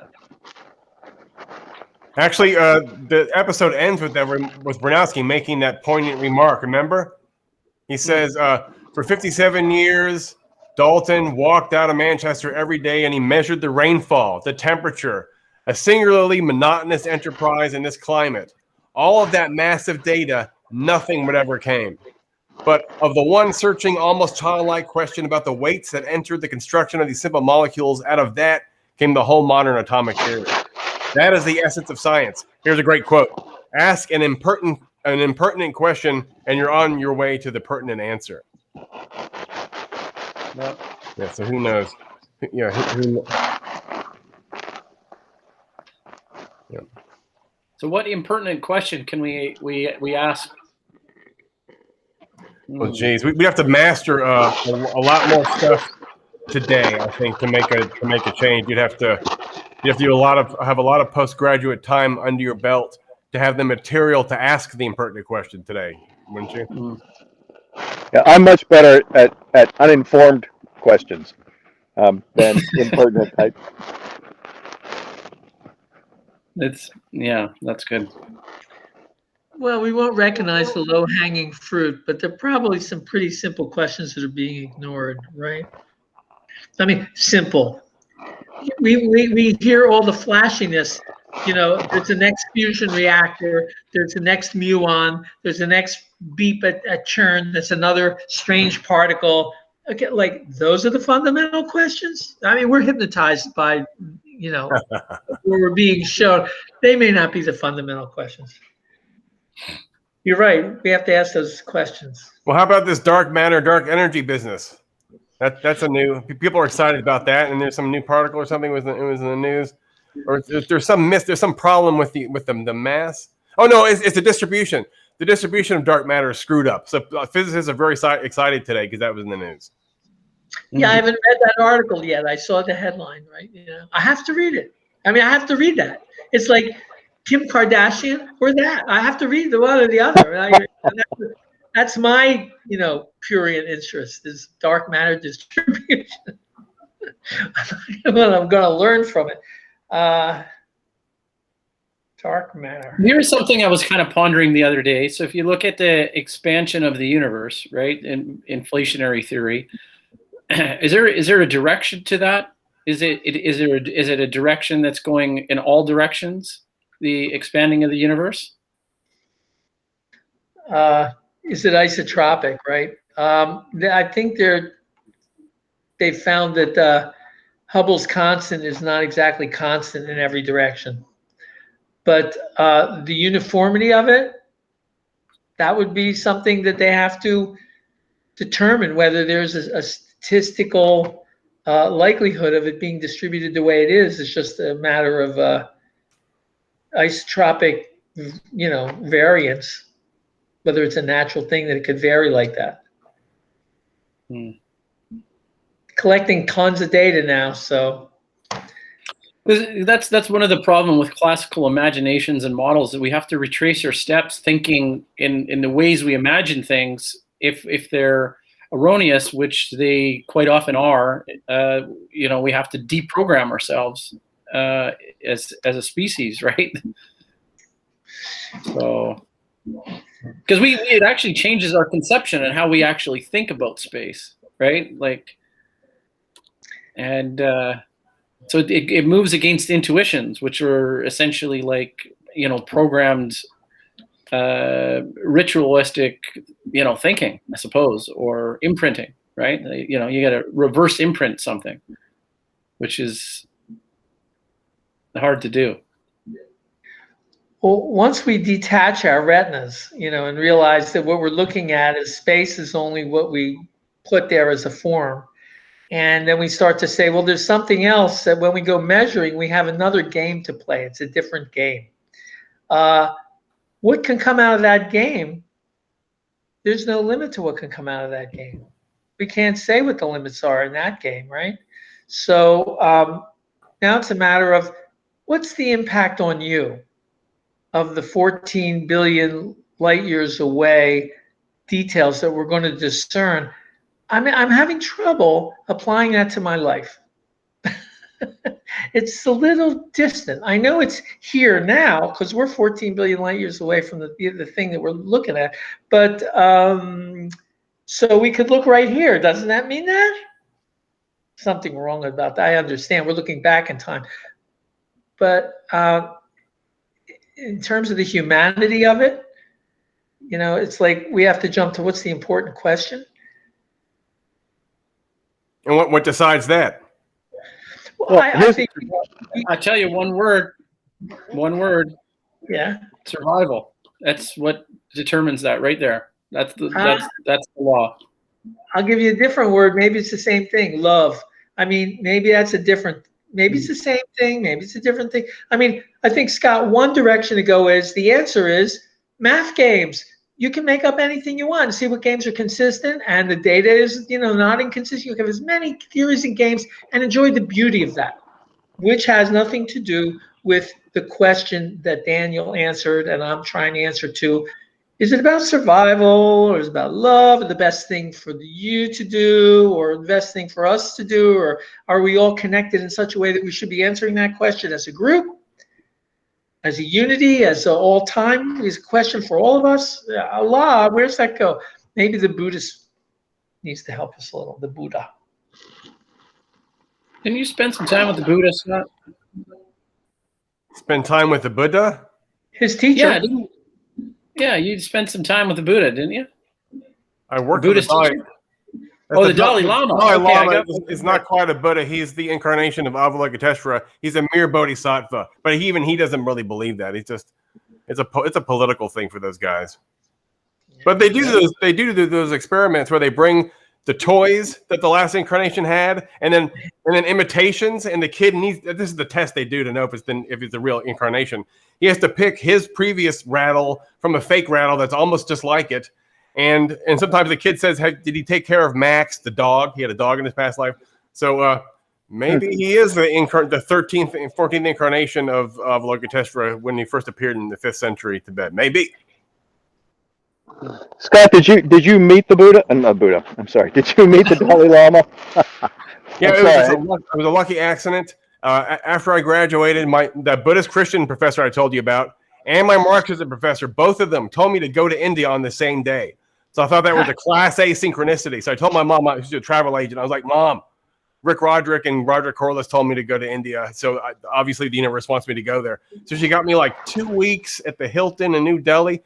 But I met a girl in the Frankfurt airport and we fell in love. She took me to Kashmir. Her dad brought like 400,000 rupees of cash in a hefty lawn bag to the airport.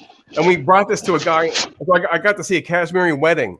And it was insane because the wedding was just so massive. And they had an assembly line where they were killing the sheep and they made so many different types of dinner out of the sheep meat. Mutton, I guess is what it's called. But I mean, just to see the assembly line of the sheep, and then they stacked the sheep heads up, and the kids were playing with the sheep heads. It was just amazing. And then anyway, so then she said, "Let's go to Dharamsala," and I was like, "What's that?" And she said, "That's where the Dalai Lama and the Tibetans are." I was like, "All right, that sounds good." I was just following her around. so we went to Dharamsala, and then one day I went to the coffee shop and I saw who I thought was a Tibetan guy, and I said, "Tashi dele." And he said, "I'm from Houston, man." It was just a Korean guy from Houston, but he looked like he was Tibetan because he had a goatee and stuff. And I was like, "Oh, wow, I'm from America too. What do you do?" He's like, "Dude, I work over in the library. I'm volunteer there, and they pay me like 5 cents an hour, and I work on an IBM." And I was like, "I want that job. I want that job." He's like, do you have a resume? I was like, "Actually, I do." So I brought 3 resumes with me. So I met the director. I gave my resume to the director. I went up to the top of the mountain, which was the Tushita Retreat Center, which is a very famous retreat center. That's where Lama Yeshe started. He's like the most popular. He's like the Baba of Kashmir Shaivism. I can't remember his name. Guru Mai and then there's the guy that taught in Indian metaphysics to the Beatles. What was his name? Mahesh Yogi, right? That guy. So Lama Yeshe is like. He and Chogyam Trungpa are the two Tibetans that really made it popular. So I went to this retreat. They didn't cook the food. They didn't boil the food one night. We all got sick. It was terrible. And then I left after 10 days of that. I went back down and I got the job. So I started working in the library doing really crappy work, just typing in diacritical characters with Alt Control Shift. And it was just like I was just putting macrons on characters for 8 hours a day. And then I said, I think I'd be better, more helpful to the community if you let me work on a Macintosh. It's because I like Mac, actually. I just wanted the job change. And they said, really, how are you going to help us more? And I was like, because I can write macros in Visual Basic and I can automate your editing process. So then I got to work on a Mac, and then I ended up designing the dictionary, and it's still the #1 publication today. So when the Lamas come to Austin, I always say, do you have a dictionary on you? And then it's my dictionary. My name's in it as editor. So I was really, really lucky. Anyway, so while I was on that job, I got to talk to the Dalai Lama 3 times, and I waited twice. I set the computer network up in his translator office, and then I talked to him a couple times. And the best story I can tell you about that is that when I was waiting in line to talk to him, in front of me there was a guy from Germany who was raised a Buddhist. He was a white guy, but his parents, I guess, were hippies. He was raised a Buddhist, and he really thought that the Dalai Lama was the incarnation of the Bodhisattva, and then he could answer all questions and it was omniscient. So all his life, he'd been waiting to this day, and I got to be next to him when this happened. He was going to ask the Dalai Lama what to do with himself. So finally, he got up to the Dalai Lama, and he dropped to his knees and started crying. And he said, Dalai Lama, what should I do with my life? And the Dalai Lama said, yeah. What do you like to do? And that was the answer. I mean, you probably expected that. But that's the kind of guy Dalai Lama was. Anyway, I got his autograph twice. Someone stole one of my autographs, but I still have another one. It's in my copy of R.D. Laing's Self and Others, because I thought that was kind of like Dalai Lama. I was like, so I gave him the book. I was like, sign this book. And he's like, did I write this? I said, no, but he's just like you. Anyway, so he signed the cover for me. That was good. Nice. So my question is, did you find him in any way I've heard stories that this guy is exceptionally charming. And I want to believe he's exceptionally charming. I want to believe there's some magic in the world. Do you know what I mean? And so that's my question. And you can feel free to disabuse me of this. I'm happy with that. But did you find him particularly charming or in any way unique, other than, of course, he occupies a bizarre position in life? But aside from that, was yeah. Well, imagine being raised as if you were a deity, starting a childbirth with the best teachers in the world coming to your bed and teaching you everything. I mean, so you'd be a very non-paranoid. Like David said earlier, when you're abused, you lose your trust. But so for him, it's the opposite. Plus, he's hammering in even more with these meditations where he's imagining, they have this thing called tunneling meditation.